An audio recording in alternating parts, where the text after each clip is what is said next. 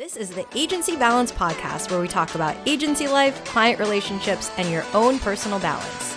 Agency Balance is sponsored by SmartAcre. SmartAcre helps you automate, enhance, and accelerate your B2B marketing. Visit getsmartacre.com to get your free marketing and sales assessment. Here are your co-hosts of the Agency Balance Podcast, David Snyder. And I'm Lisa Zwickel. Welcome to another episode of the Agency Balance Podcast. I'm super thrilled to have an amazing guest for you today, Jack Skeels. Jack is a two-time Inc. 500 award-winning executive and former RAND senior analyst, frequent keynote speaker, which I just saw recently, CEO of agency Agile, and author of a brand new book, Unmanaged, Master the Magic of Creating Empowered and Happy Organizations. Jack, congratulations on the book and welcome to the podcast. Well, thank you so much, Dave. It's a pleasure to be here and great to spend some more time with you. All right, before we get into the book, which is, thank you so much for letting me get a sneak peek of it, and I had an opportunity to read it. Before we get into the book, I have my hard-hitting question for you right off the bat. Uh-oh. And Jack has no idea what I'm going to throw him. What are you seeing as a disruptor right now in the industry? And specifically talking about agencies, you have the pulse as to what's going on. What disruption is happening right now? The one that comes to mind, great question. The one that comes to mind is that it's not clear what the impact is. I think we all know this is the impact of chatbot, AI, et cetera, that kind of thing on the landscape of, and not so much the landscape of the agency, but really the landscape of the client demand. In other words, what are clients going to do about this? I know of an agency that's actually just started its own consultancy to go help clients navigate what to do about it, as just sort of a reaction, because they had so many clients saying, well, we're not really sure how this applies. And so they turned that into a business. It's a new consultancy, basically, that they've spun off, going after their existing clients and in that way. So they get to work the other side of the picture, which is, by the way, consistent with a theme that I came out with a couple of years ago. I did a piece for the 4As called The Future of Agencies. You can find it on our Agency Agile website. But in there, one of the things I talk about is that increasingly, for a bunch of other reasons, agencies need to become more like consultancies. So I thought it was pretty funny a couple of weeks ago when I was visiting this client and they told me about this move. And I thought, there you go. You figured it out. That's the new agency may be, in fact, a consultancy. I'm smiling and bobbing my head because it is so true. I think I'll be in countless meetings, especially with my partners, and be like, guys, we're a consultancy. We're consultants. That's who we are. We're telling people direction. We're telling them what to do. We're helping them with their revenue operations. We're helping them with their business objective. We're consultants. The dirty word. Well, yeah, on a good day, you are, right? I think that's one of the things we see, in fact, when agencies start growing beyond the 25, 35, 45 people, they start institutionalizing some roles like account management. And one of the things that happens is the account management function often sort of leans backwards rather than leans forward into it, right? And account people become, to be cliche, order takers, right? That they're actually people who are just have the client tell me what to do, and I'm going to run back to the agency and make that happen. And that's like death right there. It's death of the client relationship. Yeah, so true. Yeah, once you stop. The day you sign a client's the day you lose them, right? It's just, you start losing them right away, whatever that adage that we said back then. But yeah, for sure. All right. So first off, everybody keep listening because Jack promised me a discount code for his new book, Unmanaged, at the end of this episode. So we're going to put that at the end of the episode. You can run out to agencybalance.com. I'll put a link right to Jack's new book. Or if you're just like me and you want to be able to find it quick while you're listening to this, search Unmanaged book on Amazon. I did that again this morning. It came right up. Very good stuff. So I want to always start with why. So let's start with the why. I have my own interpretation. And for those who are watching on YouTube, please do that. You can see my sticky note here. I was going through and sticky noting everything in this book because I loved it so much. I don't know if I told you or not, Jack, but my background was in project management. I was a PMP. I was a Scrum Master. So of course, these are my favorite topics. But why did you write this book? Yeah, I think it's a great question. I think there are two things. One is the external journey and then the internal journey, right? So the external journey was this. I came from, as you know, sort of the same background as well, and had always sort of thought it was a job that shouldn't exist in a way. I don't know where you come down on that, but that it was just a little overhyped as a job, and that essentially people do a pretty good job on their own solving things and the like. And that's what we built Agency Agile around, is stealing some ideas behind Agile and helping and showing teams how to sort of self-manage and the like. In doing that, we've been crazy successful with it. The situations where we've been really successful, managers have had an attitude that was a lot like mine originally, which was, can we stop doing all this management bullshit and just get some work done? Right. And so in a way, those were easy clients for us, right? Easy to make change. And on the other end of the spectrum, and we've had clients we've worked with who they've been like, wow, this is amazing. And then 6 months later, they're not doing it. Right. And the biggest obstacle to that is management itself. And I believe, on one part, there are sort of negative, evil manager kind of things that happen, right? Like I don't want to give up control or my power, that kind of thing. But there's also probably more managers that are just like, I'm not sure I get how to do it, so I'm just going to do what I used to do all the time. And so that's what the book's aimed at, is how do we just teach managers how to have a better posture towards the work? And that goes into, essentially some of the things maybe we'll talk about today, which is like the first law of unmanaging, the first and only law of unmanaging, for example. And then real quick, the internal journey, my journey was, we've been wicked successful with this stuff, but I've never really written the treatise, the Bible, the manifesto of how it works and how it should all fit together and why. And so doing that was an amazing journey, just insanely amazing, realizing that all my ideas belong together, but they didn't necessarily fit together, and making it and getting it to the point of being a narrative. So there you go. There's a long answer to your short question. No, it's great. And right off the bat, I enjoyed this book on so many levels. The Oh, first thanks, man. is you've made it a resource. That's how I'm going to define this in Dave's term, because I'm going to refer back to this. I'm going to put my sticky notes back into it because I wanted to display it proudly over my shoulder here for you. But I'm going to put my sticky notes back, and it's going to be a resource. And thank you. You put diagrams and examples in this book. And as a former project manager, I love to see those process and flow charts and examples and diagrams. And let's just face it, that's better. There's less words I got to read. There you go. Well, first of all, that's high praise, because I have a topic I call business porn. Okay. And that's sort of the Jim Collins Good to Great and other books like that. And even like Simon Sinek, Eaters Eat Leader Leaders, Simon Sinek's Leaders Eat Last. The problem with these books are that they're essentially platitudinous, that they give you these ideals, like in Good to Great. He's talking about companies and people in these companies that you will never be. Okay. You're never going to be the CEO of a Fortune 200 company making this strategic decision. And by the way, it's not even really clear that some of those stories are exactly true. But it's something you can read that's aspirational, but it will do you no good in your job. I mean, there's nothing you can take away from those things except maybe your company sucks compared to the stories that he's telling. And likewise, Simon Sinek sort of stuff, again, fascinating. Malcolm Gladwell, all this kind of thing, but try to put it into action. How do you eat last? If you're a leader who wants to eat, what's that mean? And how do you truly take that posture? And what do you need to abandon? And what do you need to adopt? And so I love those books. They're great.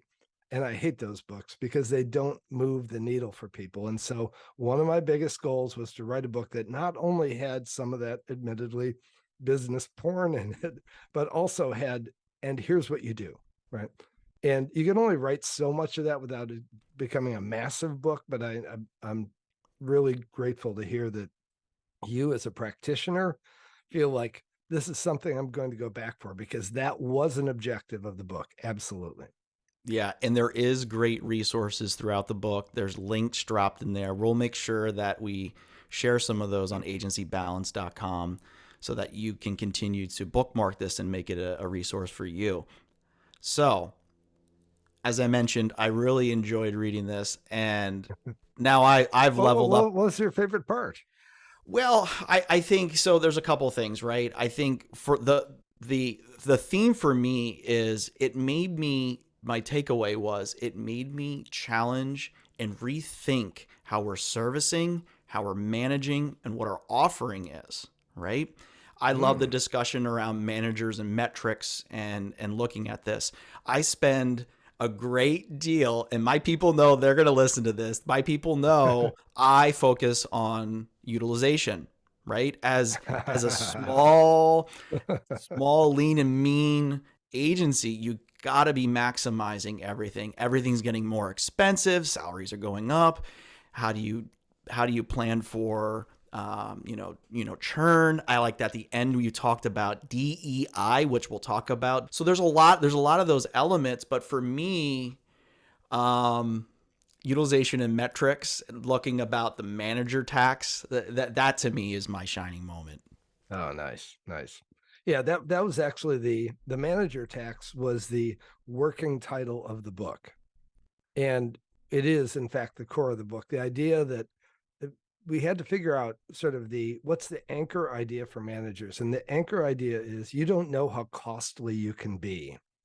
And so we identify, and I apologize. It's funny. You write the book and then you edit it 5 million times and all that kind of thing. And then here comes this moment where, how many manager taxes were there? I think 6, maybe 5, one of the two, but a bunch of different ones. And 4 out of the 5 or 6 are completely non-obvious to most managers.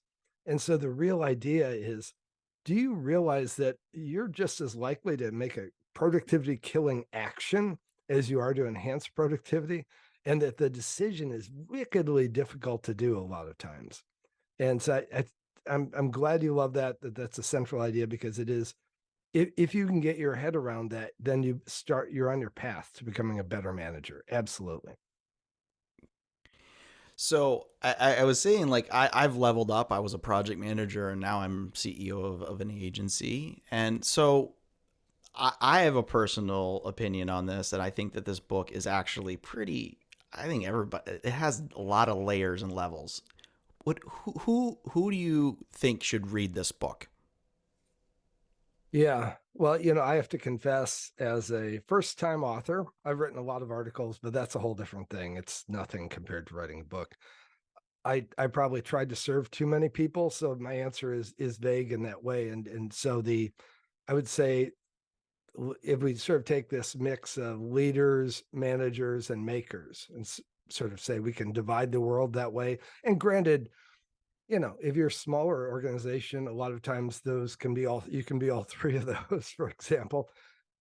But in a sense, at the core of it is managers, right? It is intended for managers, project managers, account managers, probably less so requirements managers, but certainly project managers, right? So it's probably, because that's my background, at the core, it's a book that will inform project managers.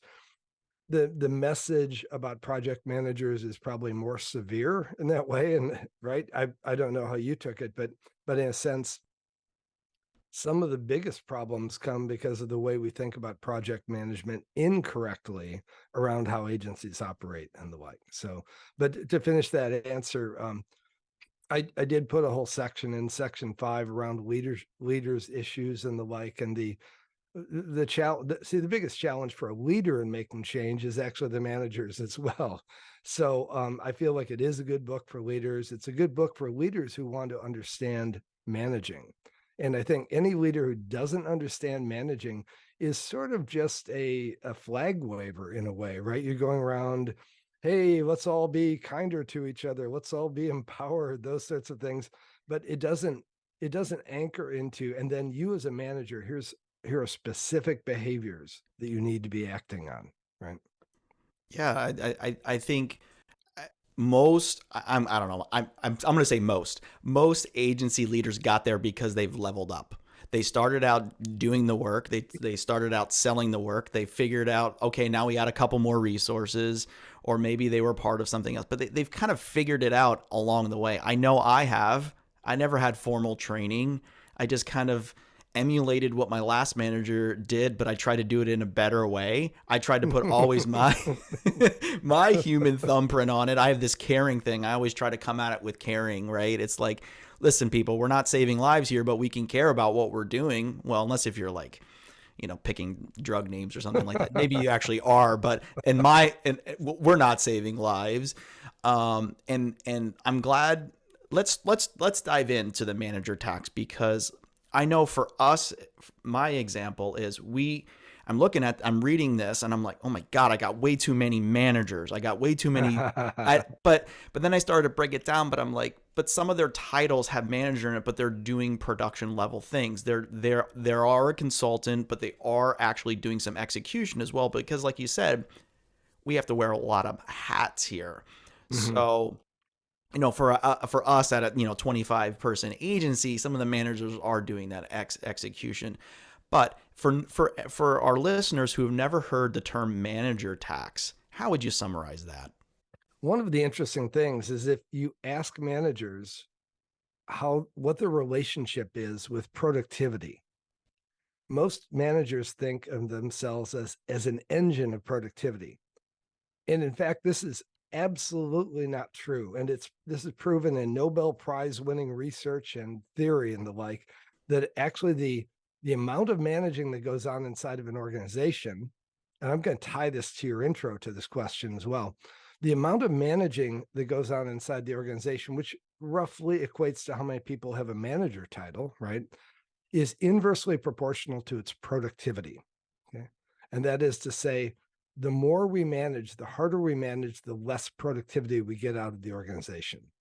I'm going to tell you a really simple example, which I came up with like literally the day after we published the book, because I was talking to someone about it. And it goes like this. I've got a factory line. I'm back in factory land. And we talk about factory land and the old industrial model. And I'm a manager and I have my 8 people on my assembly line, right? And I'm, as a manager, I'm measured. My measurement is, do we get those 200 widgets assembled every day, right? That's my main measure, right? And so maybe I'm thinking, time to be managerial. I think I'll hold a status meeting with everyone, right? And I schedule my one hour status meeting and pull everyone off the assembly line. And during that hour, we don't assemble any widgets at all. Come the end of the week, my supervisor, my manager says, hey, I noticed you only hit 192 widgets this week. What's going wrong? And what went wrong is I took everyone off the assembly line. Okay. And in the old factory model, this was crystal clear. Managers knew that they needed to minimize their impact upon the production function. But that was a very trackable production function, right? It was very obvious how many we're supposed to produce because we're producing the same thing over and over. It was consistent process and the like. And I was the only one to blame if we didn't hit that number. Fast forward, we're in a multi-manager environment where there are multiple people who think that they can conduct acts of managing with impunity, with no cost or anything like that. And when we take the worker's productivity down, who's responsible? The worker.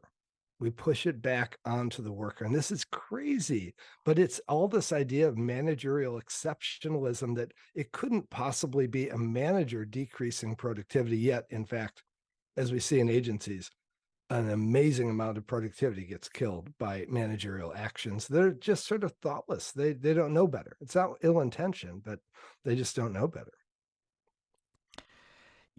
Yes. Yeah, absolutely. And as I'm looking at utilization, we track that. it's always that debate of like, are you going to track time or you're not going to track time? Like for us, we've chosen as a service driven company, we track our time but we have our own method. I'm not going to go there. That's a whole other podcast, people. I'm not even going to get into that. You But can have me back, and we can do time cards, utilization, and other fumbly sort of metrics. And you know some of the stuff from the book, in fact. So. yeah, for sure. That definitely would be part 2 of this. So I'm gonna pivot from and this is a good building point because Agile is a big part of this, and Agile's in your company name. And as a former Scrum Master, I absolutely love Agile on certain type of projects. It's not for everything, right? But I love this example that you gave about you were on a plane with a businessman and he picked up that he saw Agile. And I'm about to get on a plane too, and inevitably somebody's going to see some of my stickers on my laptop. But you I'm going to put it in a few short words. You basically told him like, he's struggling. He's spending all this time on a Sunday night to figure out people's schedules for them. And you just said, how about on Monday, you just put everything on note cards or sticky notes and you just make them figure it out. I mean, that sounds so silly, but I mean, sometimes you kind of have to put it back. So where my specific question, and maybe you can build on that example, is any advice you can give those who are listening that have never made that leap into using Agile methodology, that have traditionally just gone through a waterfall approach. What advice would you give our listeners when they're thinking about approaching Agile? I think that so this is a whole huge topic, of course, and I'll try and do my own short version as well. One of which is the majority of Agile transformations, in my opinion, turn out to do almost nothing except maybe make people feel a little bit better. I was at a conference that was in the Midwest, and it was the Heartland Developers Conference. That's what it was, 800 people in this audience. And, like probably a third of them were project managers or some form of quasi-manager like you're talking about. And I had this great presentation on the fact that you need to only take a few pieces out of Agile to be successful. But if you take them all, kind of like you can over Agile yourself, right? And do a bunch of rituals that don't add anything and the like. And I asked everyone to raise their hand. I said, how many of you here use Agile?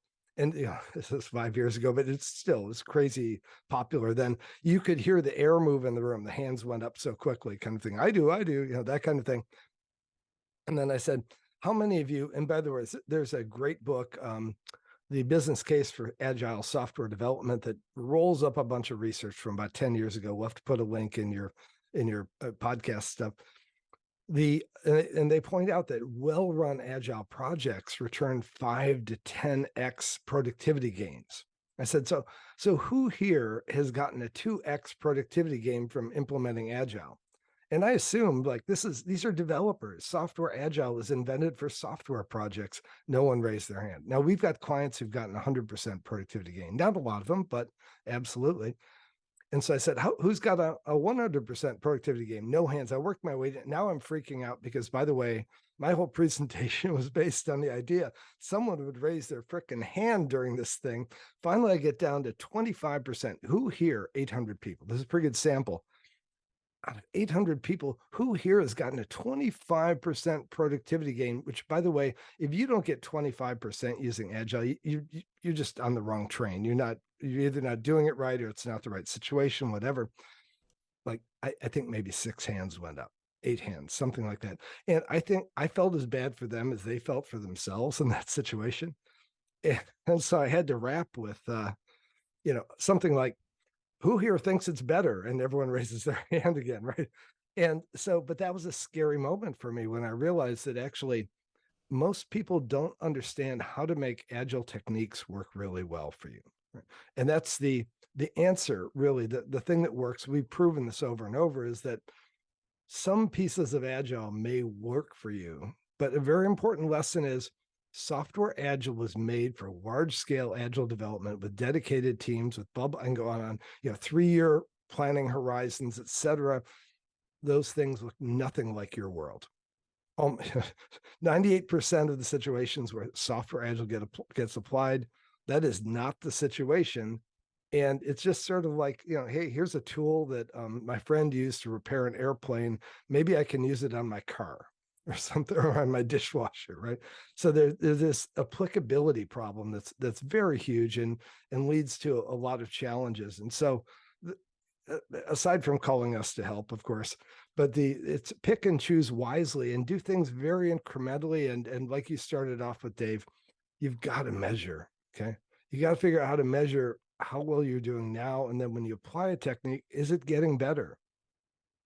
I hope that this, it's a big topic, right? So sorry about the long answer. It's a huge topic. Years ago, I walked into my director of project management's office once, and I don't think we were using Agile then. I knew about it. I don't think I ever managed a project. I had a couple years under my belt, and he drew a triangle, and he's like, "I'm gonna draw the project management triangle for you," and I'm like, "Okay, here we go.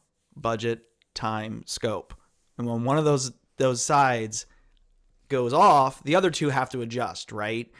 So a lot of times it's too late when you're in the middle of something to try to change course or change methodologies. He's like, you need to be planning this. He's like, I need you to build a project plan. I don't need you to build me a project schedule. The project schedule is just the time it's going to take. It's the timeline. I need you to plan how you're going to do this work.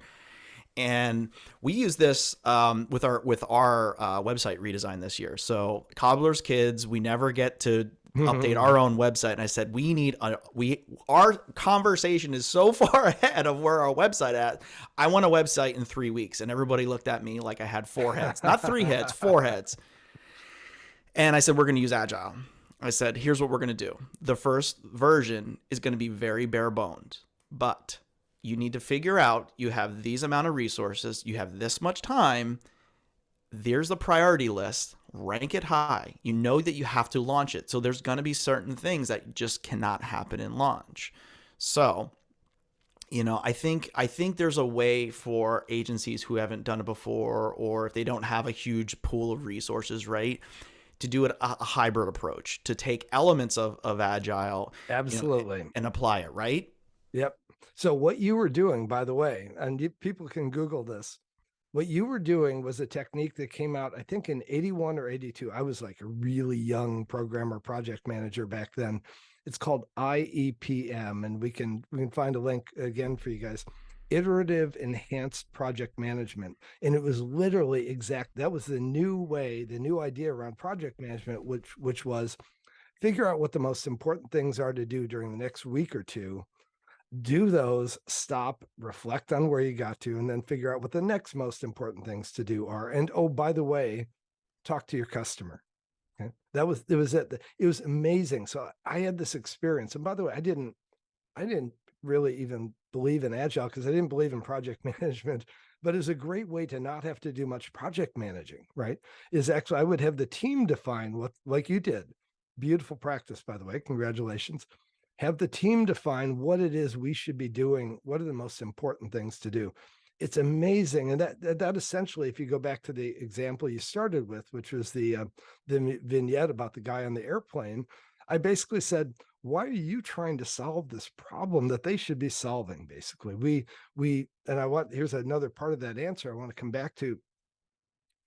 Back in the old factory days, we developed this idea about managing. It was based on the fact that, and it wasn't necessarily true, but it was true at the moment, which is the people working in the factory were largely rural farm workers or immigrants with little or no education or English language skills or anything like that. In a way, we were sort of just putting meat in an assembly line, right? And it was really more about, and in fact, the founder of this, Friedrich Taylor, said basically you need to treat these people like animals, like oxen. You need to just command them to go or they won't go. And there's that idea of managerial superiority or exceptionalism is something that still pervades. And that guy on the plane had that, is like somehow he was better at solving puzzles than the rest of the people in his organization. And by the way, it was a CEDIA, Consumer Electronics Distribution Installation Association. So they, they're the MacGyvers of installing, like, you want a refrigerator that pops out of the floor, that kind of thing. The funny thing is, they were probably better some of them were probably better solvers than him, even, because that's what he hired them for, is these amazing feats of engineering. So I think we as managers underestimate how powerful our people are at even things that we think are managerial functions. Absolutely. Let's talk about the F word, not that F word, failures. Let's talk about failures. This is something that I came away with. You were speaking at Mind Your Own Business conference, which I attended in Atlanta a few weeks back, and it's something I wrote down, and it's just a reminder. Is like you spend so much time, especially as a manager, as a leader, of like improvement. You're always focusing on trying to get everything perfect, and I fall into this trap all the time, and I have to remind myself. So if you're listening, you're not going to get it perfect. It's not going to happen. It's not going to be perfect.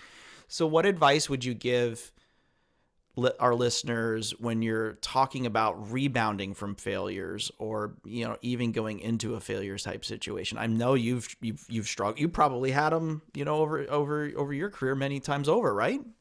Yeah, one is there's an inevitability to project failure that most people don't understand. I would recommend a resource called the Standish Group as a source for this information. They do a biannual survey of project, what they call project outcomes or something like that. And what they do is they track truly successful projects. We have fun with this, by the way. We used to ask clients all the time, our clients, what's your project success rate? And they say 100%, which is kind of true, but it's kind of not. And Standish Group says, well, successful means on time, on budget, feature complete, client happy, everyone, CFO happy, all that kind of thing.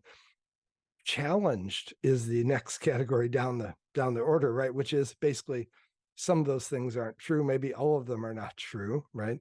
And then failed, of course, is at the bottom of the thing, where one or both parties steps away from the project in one form or another. Now, the stats look like this: is that the majority of all projects that Standish Group tracks are either failed or challenged projects.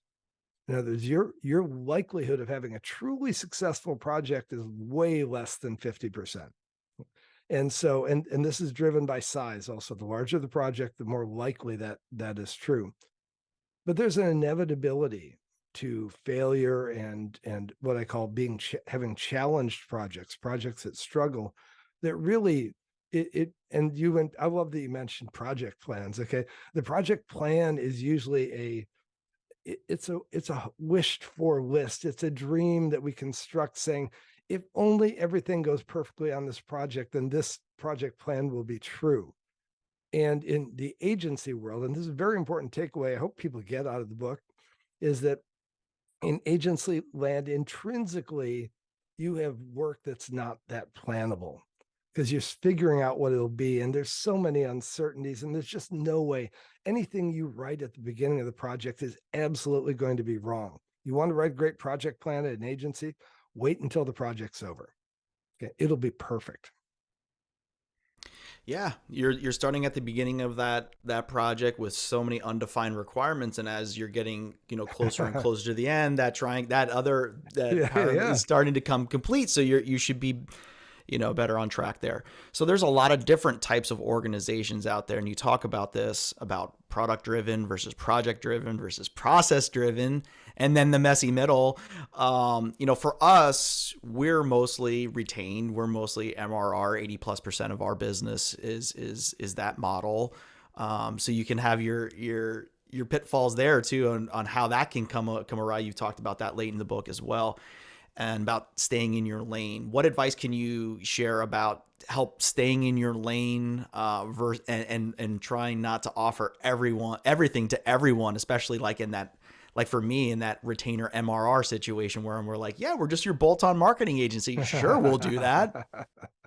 Yeah, you know what? Look, it's a beautiful thing. I'm a multi-time entrepreneur, and yeah, they're all the language of entrepreneurs is filled with all sorts of vernacular, like pivot and adaptation and service extension and things like that, and they're all valid.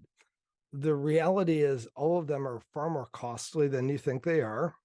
And we did this great study. I think DigiDay, or one of the publications, published the roll up of it, that basically when you stay in your lane, you have maximal productivity. The challenge though is that you have more fragility.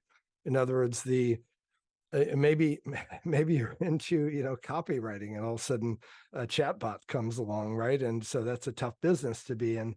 So the diversification is a business strategy. It's a valid one as well, but one needs to temper it a little bit. I know a lot of agencies at your size they dream of being full service, and I'm thinking, whoa, how about just two service rather than full service, right? And so I think one needs to be a little bit careful around that. And I'm not advising people to not take new business. I think a couple of the things that came out of that research, and I should probably dig up that whole study. We never got the full thing published, unfortunately. But one of the things came out, and it's in the literature, the research literature as well, is that if you're going to extend your capabilities, the best way to do it is with a good existing client. Okay? The most dangerous way to do it is when you have no talent to do it. It's a new client situation, and of course, you've never done it before. Those are bloodbaths, and maybe you gained enough experience, you'll probably not keep that client. Okay? And so that's sort of the challenge. The entrepreneur literature is really cool on it, and they say that basically the best capability enhancing activities for startups and small businesses are getting your existing clients to pay you to develop that capability as an addition to what you're doing already. Great advice. We try to practice this with our long-term clients. I'll just have a conversation with the business owner or whoever the point of contact is and be like, hey, listen, we're going to try something new here. Are you interested in this, whatever it is, new piece of technology, or, looping this back to trying to stay in your lane, but paying attention to AI and how you're going to work that into your business. And I just have that conversation. They'll probably be like, heck yeah, we'll take it. That's why they hire an agency to begin with, is they want that innovation. They can hire people to do this stuff, but they're paying you for that intangible. They're paying you because you should be smarter than them and steps ahead of them. And that, we talked about that earlier, is like, that's the difference between a consultant and an innovator versus an order taker. You do not want to be an order taker. You're going to lose them. Yep, exactly. And I'm going to throw out another thing for your listeners as well. You can actually go to your clients and say, what else should we be doing for you? Okay, now this is actually a really clever move, because if the client says, oh yeah, I'd like you to pick up this, whatever, funnel optimization or something like that for us as well. If they say that, now they're part of the project, right? And literally, like, your failure cost goes down, because frankly, if you do muff it, and I hope you don't, but if you do muff it, you can turn to them and say, thanks for the opportunity. I'm sorry we didn't do as well as we could have, but it wasn't you pitching them to trust you. They had actually pitched you to help out with it. My next favorite topic, meetings. Meetings. Can we just spend a few minutes talking about everyone's favorite part of their day, which is meetings? So there's the manager tax, which we talked about, but there's also the meeting tax. You have a formula for this as well, right? Yeah. So I do want to do just a little author thing here, which is the book's 340 pages. Okay. And you want to, as a business author, you really would love to have a really tight 180-page book that makes one good point and everyone gets it, and you'll be famous. You'll be Patrick Lencioni or something like that, right? I'd written the meeting section, and when we were on the next to last edit, I cut it out, and my editors and reviewers said, you can't take meetings out. And so the book is a collection of those things that you can't take out of the picture. So I thank you for bringing it up. It is a shorter version of a bigger topic, of course. So one of the things, back to that, I'm glad I used that assembly line example, the manager pulling people off the assembly line for a meeting. One of the things we do, that if you'd ask those workers, how much, what was your return on time invested? We call it the ROTI score. It's someone else called it that, but we put it in the book that way. Return on time invested. In other words, you spend an hour in this meeting. How much value did you get back? And this is really interesting. First of all, the meetings research data on this type of thing is ridiculously bad. The research itself is good. The findings are horrible, which is typical roadie score. The equivalent is about 50%. So I can pretty much guarantee I'm going to at least kill 50% of the time productivity that I steal. And the problem, by the way, I'm going to do a little tangent here.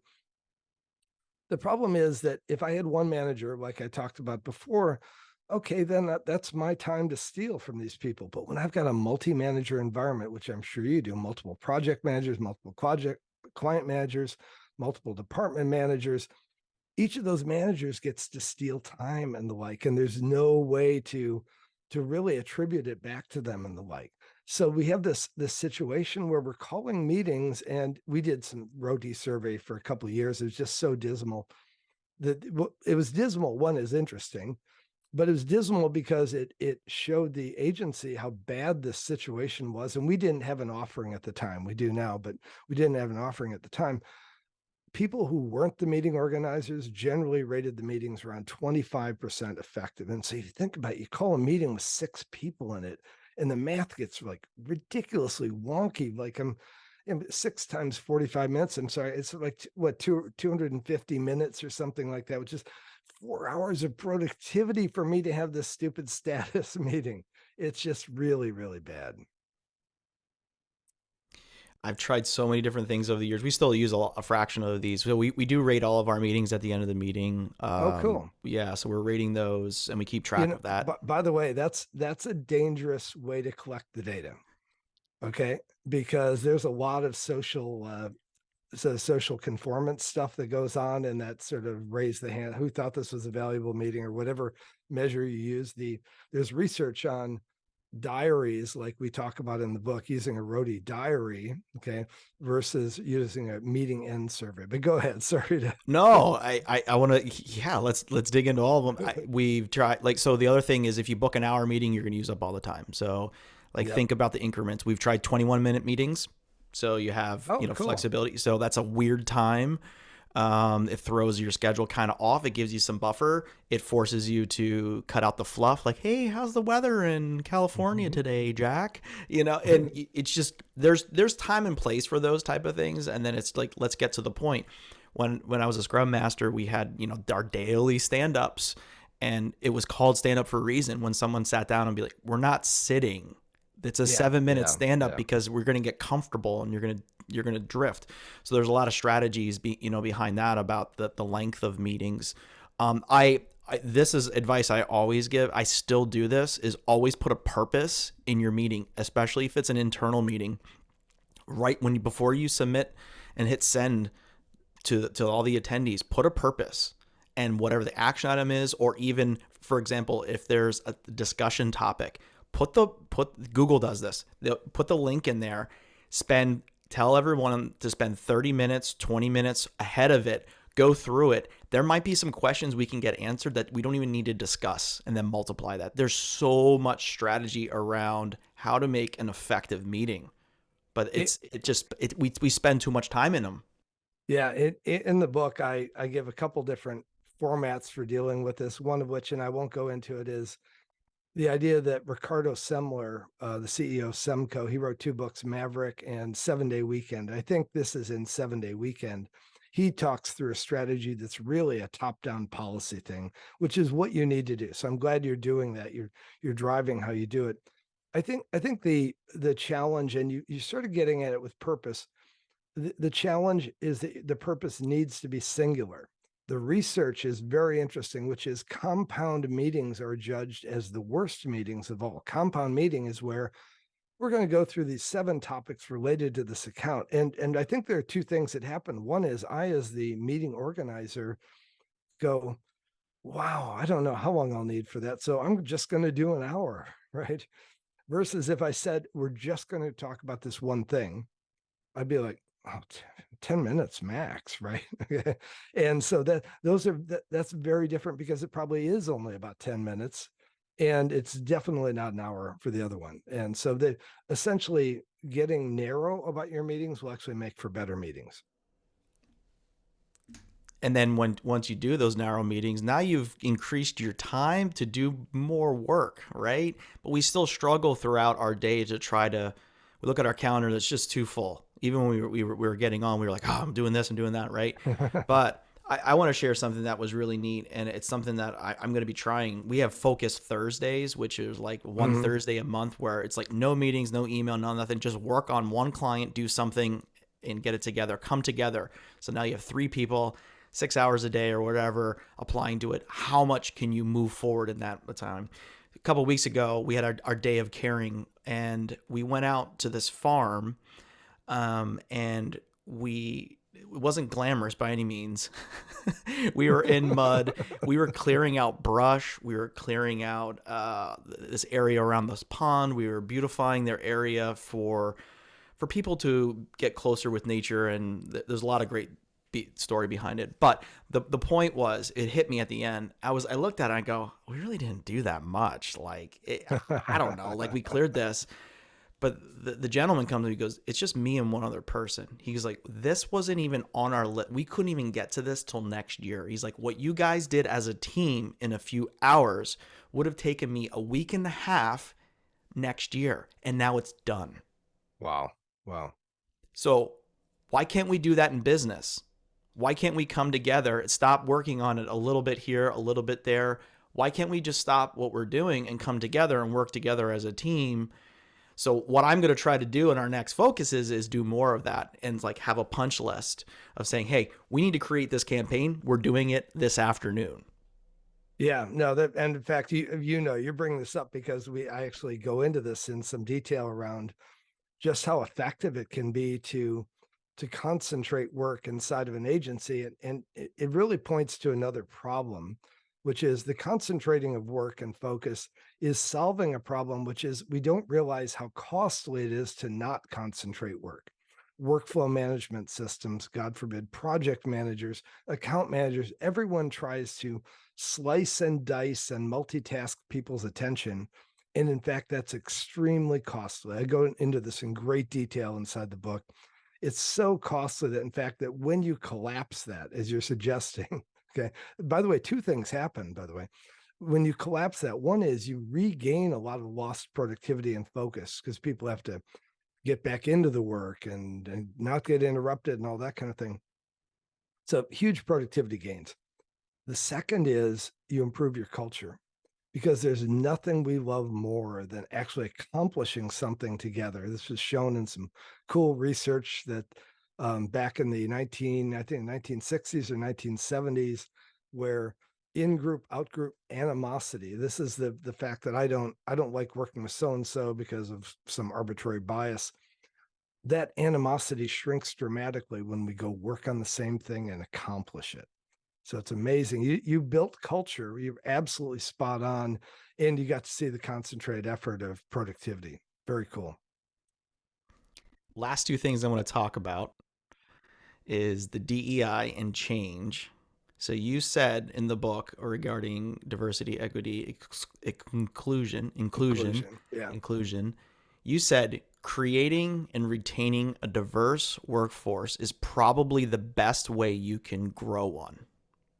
So Yeah. talk more about choosing the right or the ready people. Talk to me about that.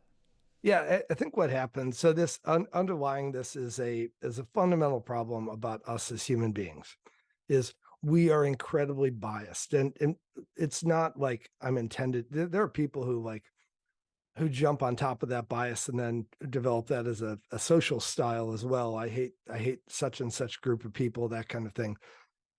But that's not what I'm talking about. I'm saying that we can't assess very well. There's some great research I cite in there done by Deloitte and some researchers at a university that said the single most significant factor in performance reviews in terms of the quality of the review someone got, like the rating that they got, was how much the reviewer felt the person was like them in terms of their values. Okay.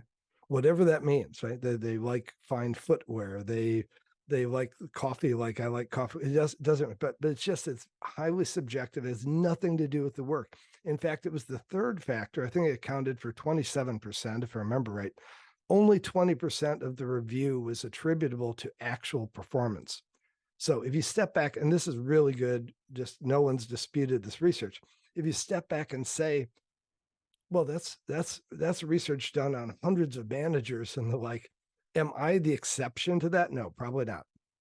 In fact, you can bet that you have zero ability to choose well. And so what I put in there is that one is, there's, to your point about the inclusion, building a diverse workforce. The reason people drop out of your workforce who are diverse is because they get this intrinsic bias. And I don't want to use some of the terms that are used these days around this, but there essentially is a inability to make fair decisions. It's just wired into us. It's not an evil thing, nothing like that. And so what I really propose is managers need to abandon the choosing role.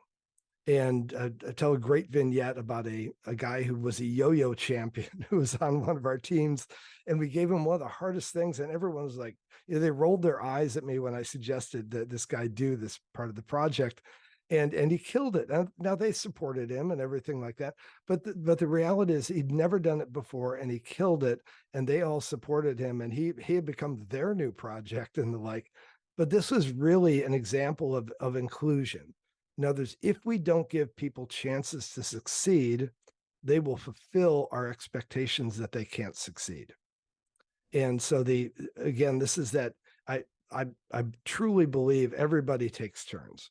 And how do we go through our process and make sure that it's not just the people who we know can get it done that get the assignment, but how about the people that need to learn how to get it done, getting the assignment as well? Very well said. Very well said. 4-stage change model: contemplation, planning, implementation, sustaining. Let's break that down for us. Yeah, so it's really interesting, and actually it comes from a 5-stage change model by David Prakashka. And again, I was trying to keep the word count down a little bit, but one of the key ideas is that, how does change happen? How does effective change happen? Because it's hard to implement new processes at an agency for a whole bunch of reasons. But one, probably the biggest of which, is everyone's just so busy anyways. Why should I change? What Prakashka's work does is he points out that if people don't understand the origin of change and the reason why, then it just won't happen. And most change efforts are like, if you're implementing Workfront or Hive or something at your agency, you've got your operations officer and your PMs or whatever, they're all configuring everything and telling everyone, don't worry, we're going to roll this out on the first, and we'll show you what to do. And what they're doing is they're skipping contemplation and planning. Well, they're thinking, oh, planning is we plan it and then we actually do it with them.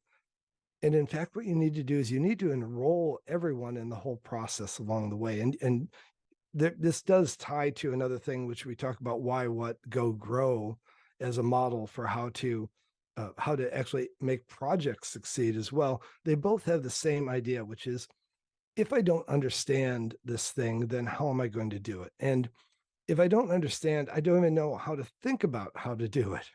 And so it's this basic idea that we really need to go back to this very early thing. And when you're implementing changes, we found this at Agency Agile, we would be successful to the degree to which people understood why they had a problem, what the problem was, and what they could do to change it. So that's essentially the focus is usually on the last two steps, which is the execution of it and the sustainment of it.